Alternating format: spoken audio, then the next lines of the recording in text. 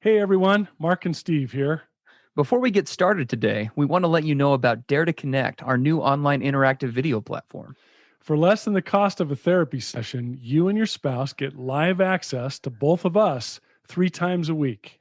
Each 30-minute live group support session provides interactive mentoring and healing for addicts, spouses, and couples. If you're loving our podcast and our unique style of bringing you recovery, you're going to love Dare to Connect. To learn more, go to daretoconnectnow.com.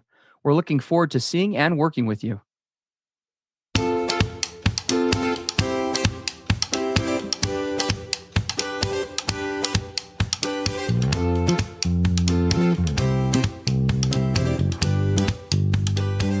Hey everybody, I'm Steve Moore.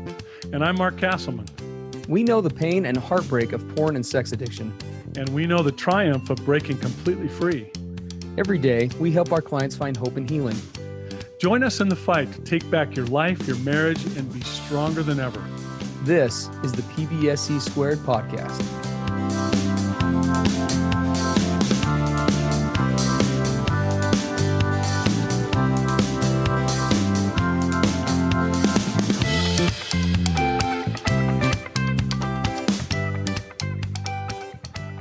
Good morning, everybody. Welcome to the PBSE podcast. It's good to be with you. I'm Steve Moore. Mark Castleman's here with me today. We're both the co-hosts here on the show. We're here doing episode 138. We had a great submission by a listener of ours that came through that touches on a topic that we haven't. Gosh, Mark, I don't know if we've covered. I don't this. know if we've ever covered. I don't know if we've ever covered this particular topic. Yeah, that's good. It's a good way to mix it up. We're going to talk a little bit about fetishes today. Which is a great topic that does need covering, but it doesn't always come up, in the day to day. So we'll just kind of paraphrase what we got, and then we'll kind of list the questions that this listener asks.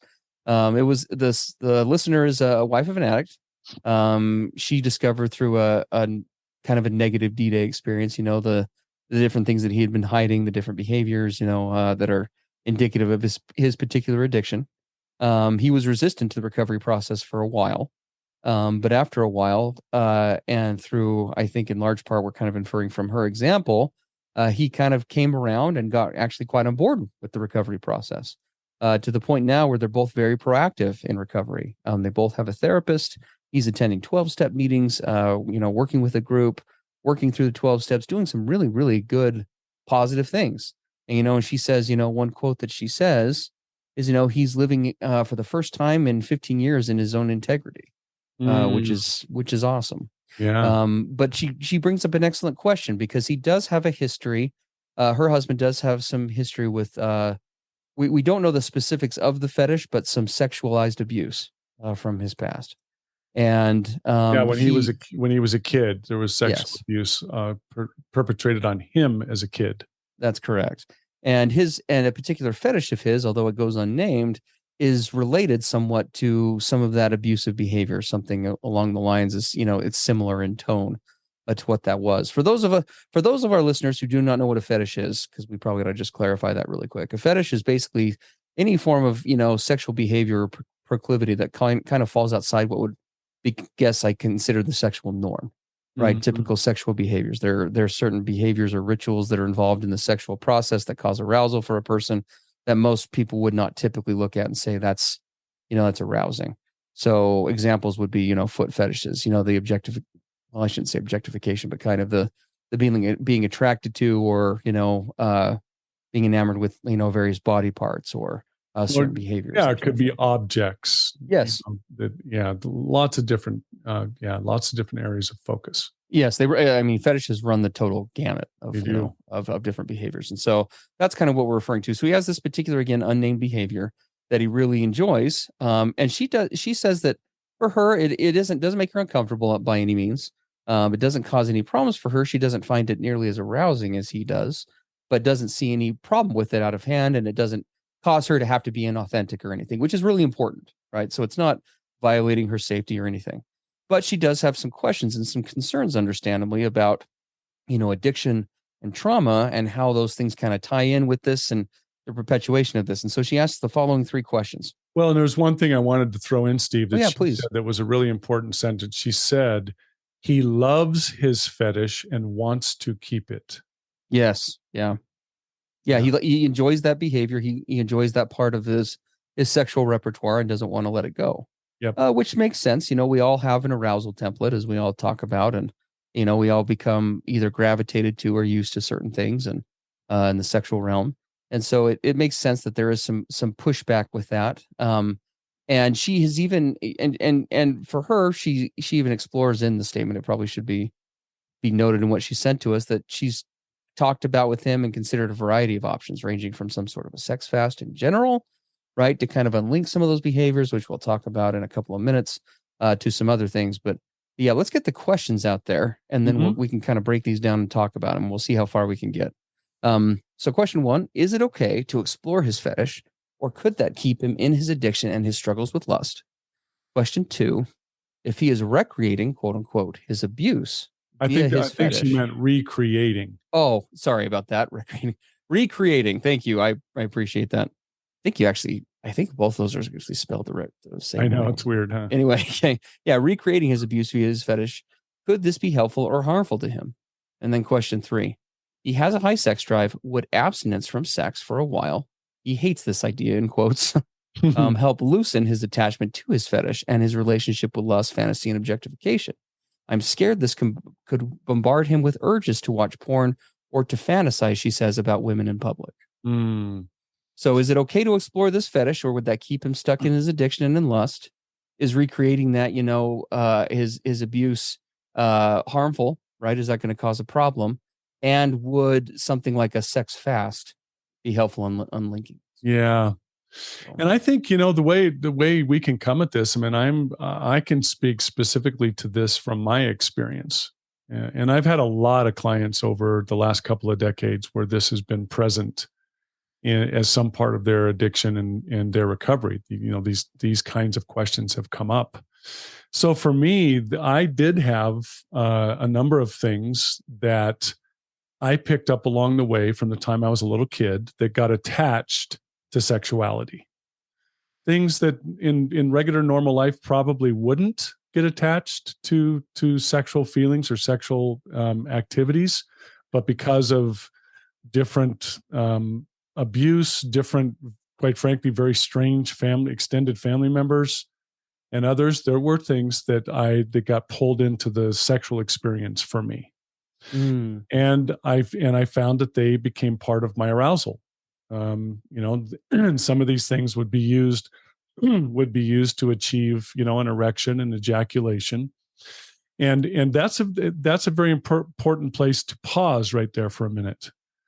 When we take anything, right? I often tell my clients, I'll say, be very careful what you ejaculate to, because what you're doing is stimulus and reward programming in your brain at the highest level imaginable. Whatever you're doing, and you reward that doing or that object or that whatever it is, even a fetish, if you reward that with climax, you are programming the reward system of your brain at the highest level. So I've often said, if you don't want to make some certain kind of behavior permanent, don't climax to it. That's a very important thing to point out here. And so for me in my personal life, there were things I climaxed to that basically rewired my arousal template in some very powerful ways. So here comes recovery, and I have some decisions to make.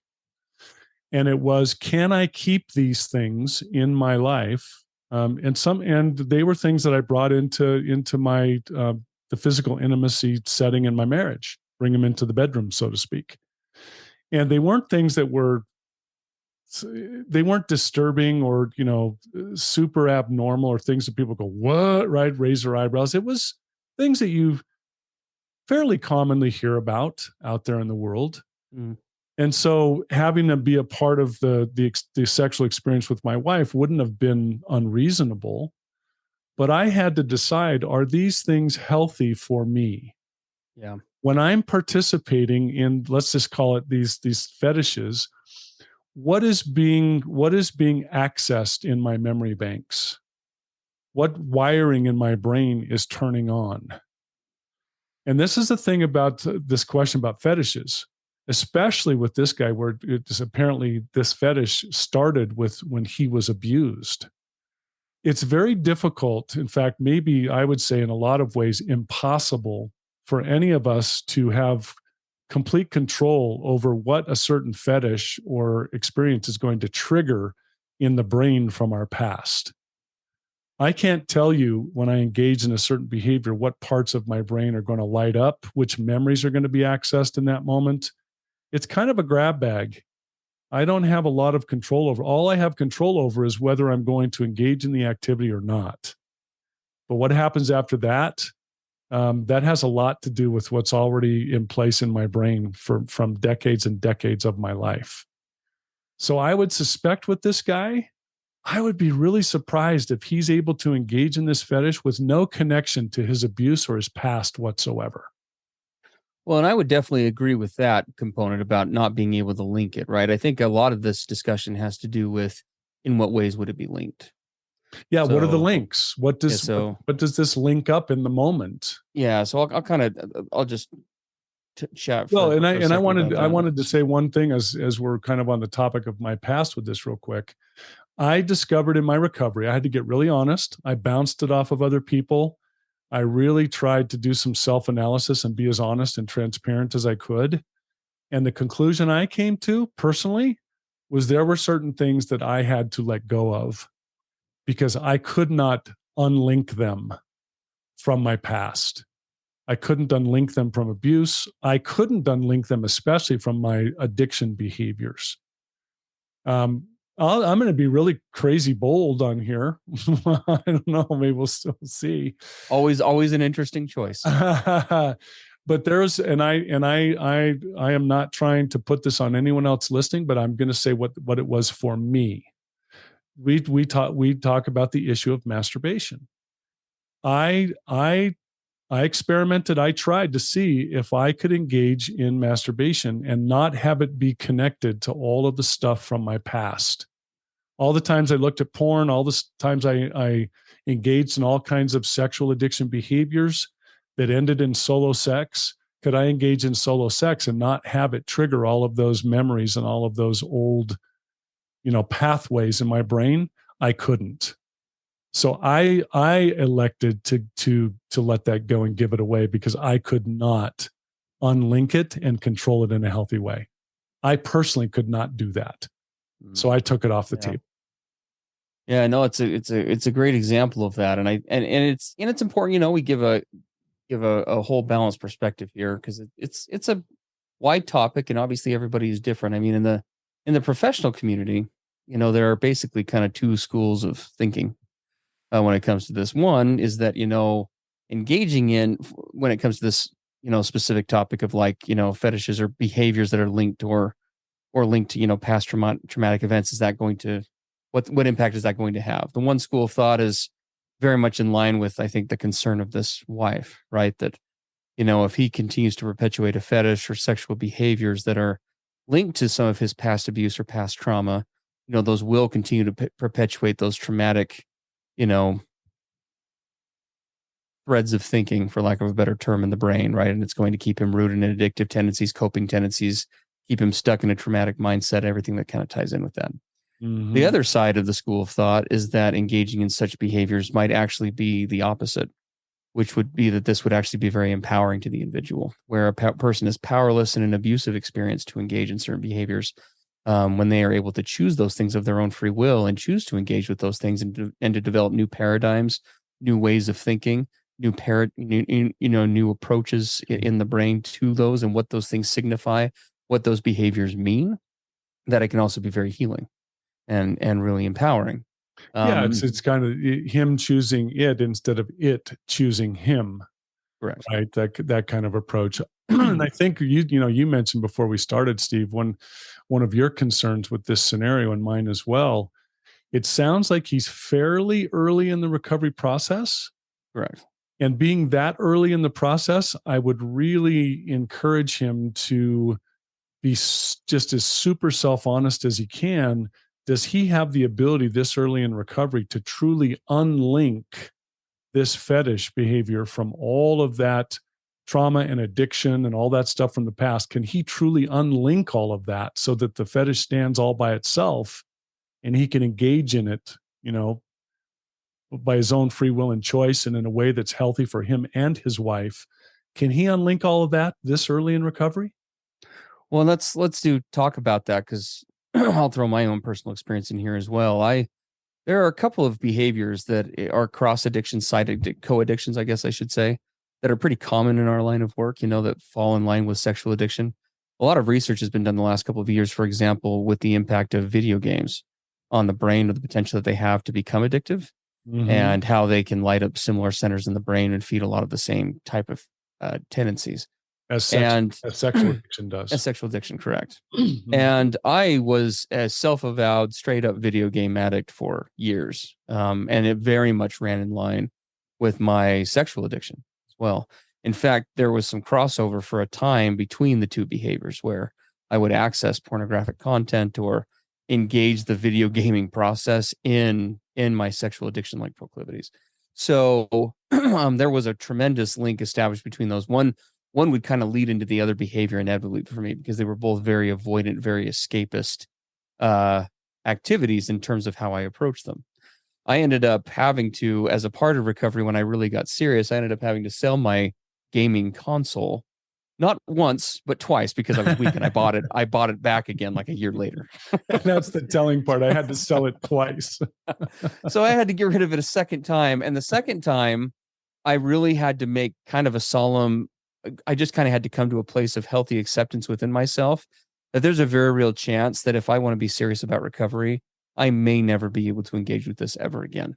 Kind of similar, Mark, to what you're describing, right? Like these things just become too linked. Not too long ago, probably, I don't know, it was probably 4 years into sobriety, 2 to 4 years, somewhere in there into sobriety, I decided to start up and to try to re-engage with the video games, kind of like what Mark was describing with some other behaviors. And I thought, maybe is this a possibility? Is it not? And I was thankfully to a point where I didn't feel this, crazy pull like I used to play. But I had some friends, one of which is in recovery, who do that. And it was like, this is kind of a nice way to be able to connect with people, if I do it in a healthy way. And so I gave it a shot and put some really restrictive boundaries in place at the beginning. And just and kept my wife in the loop with it. I got her thoughts about it before getting one again. She thought it was a good idea to try as well. So I did. And I've now found every Wednesday and Friday night, most Wednesdays, most Fridays, not all the time, but it's kind of become sort of my poker night. I hang out with a brother-in-law and a couple of other close buddies, and we get on there and we'll play games together and we just talk about stuff. It's kind of like bro time. And we have a good time and we keep it within boundaries. Very rarely does it ever go past, midnight is usually my cutoff for that now.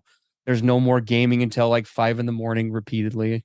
That'll happen once in a while if I'm on vacation or something, but it's very rare. There's not this huge pull to it during the week like there used to be. Things are very different now, and it's been able to take a healthy place in my life, which is awesome. How long did you go without gaming? It was probably a good couple of years, I want to say. That's what I was trying to remember as the timeline, but I'd have to pull Brittany in here to ask, but I think it was probably a minimum of like 2 years. Yeah. I just had to go completely without it. And that's a really important thing to bring up. Correct. See, in order for you to unlink that gaming from all the sexual addiction connection and all of the escape and avoidance and self-soothing that it filled, you needed to have a period of abstinence, of letting it go, of being without it. Now, why do we do that? Because we have to unlink that, whatever it is. And you can, video games, fetishes, I've even had whatever. Going without that so that, quote, the brain can normalize. You could even say the brain can heal, the brain can rewire so that it isn't attached to all that old stuff, all that old addiction and obsessive and compulsive and all the rest of it. And now you kind of have, quote, a fresh start. Yeah. See, can I do this in a healthy way? Absolutely. And you came back after several years and you tried it. Yes. And in my case, I was successful and that was wonderful, but it doesn't always happen that way. And again, there's that other school of thought that says, leaning into some of those behaviors at times in certain cases can be can be helpful. I think that, Mark and I, we were talking a lot about this before we got started because there are so many approaches to this. I think where we agree the most on this topic is, and correct me if I'm wrong, Mark, is that, we've got a guy here who is really, it sounds like really solid into his recovery process, but also very new in it. And while things are so new and so fresh, probably, I mean, I think that the healthiest choice, I think we would say that the healthiest choice here would be to say, yeah, I mean, could this potentially be something that you could continue to engage in right now and continue to get better and not feed addiction? That's definitely possible, but probably the safer approach, right, would be to not risk the gamble, right? And to take the approach of, making a commitment and saying, you know what, I'm going to pursue a sexual relationship with my partner, absent these activities or these fetishes or these proclivities. I'm going to pursue that for a year, and then let's revisit it. Let's mark it on the calendar. Let's see where I'm at with it. Let's see where you're at with it. What are our thoughts and feelings? What impact has that had on me? What has it had on you? Right. And it's just like anything else that we would tackle as a couple in a healthy sexual relationship. And we would, because going back to, for example, my video game example, I did not just jump back into that willy-nilly.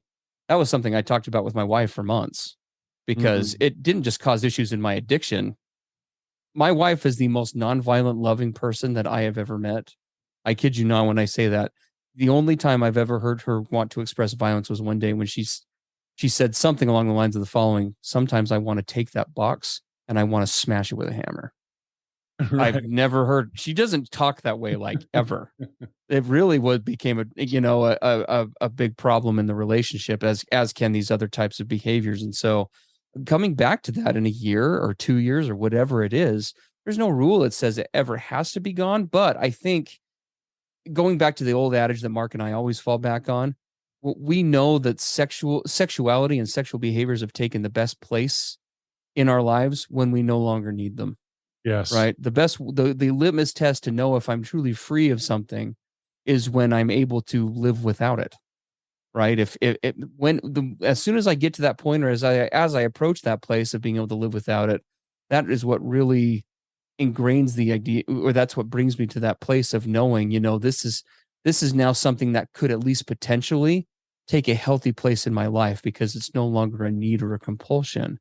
It's something that I am choosing, like Mark said, right, rather than it choosing me. Yeah, exactly. And if I was in really serious recovery, frankly, I'd want to know.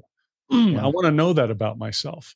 Yes. Is this particular fetish or activity something that I absolutely need? Right? Because she said he loves it, right, and wants to keep it. That brings some warning flags up. Yeah. Experiment and see what it's like to go without it, right? Probably go through some withdrawals, probably go through some tremendous anxiety, right? I mean, discover what role this really plays for you. And you won't know what that is unless you are willing to give it up for a time to see. Can you have a healthy sexual experience with your partner without that? Right? And can it be enjoyable and satisfactory?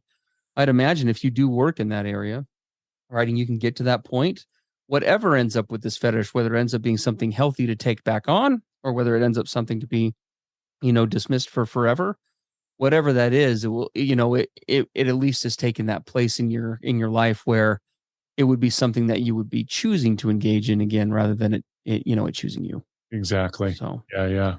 Well, guys, this is a great topic to tackle. And as you know, we've just scratched the surface of it. And, speaking of scratching the surface, we have this awesome program. Can I just tell you, most of you have never heard of it because you've never listened to our podcast before. Guys, Dare to Connect. Okay.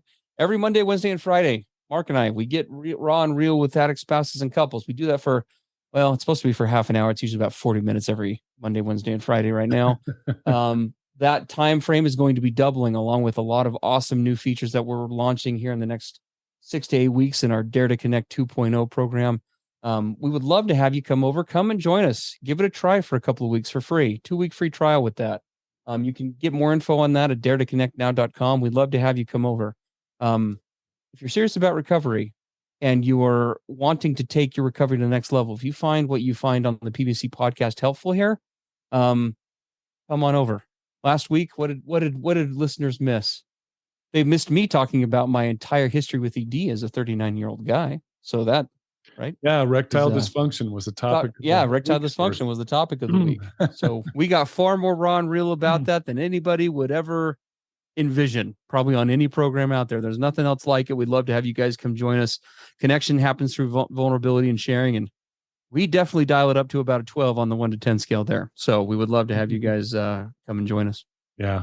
All right, everyone. Thanks for listening in, and we'll look forward to spending time with you next on the next PBSE episode. Sounds great. Take care, guys. Everything expressed on the PBSE podcast are the opinions of the hosts and the participants and is for informational and educational purposes only. This podcast should not be considered mental health therapy or as a substitute thereof. It is strongly recommended that you seek out the clinical guidance of an individual qualified mental health professional. If you're experiencing thoughts of suicide, self-harm, or a desire to harm others, please dial 911 or go to your nearest emergency room.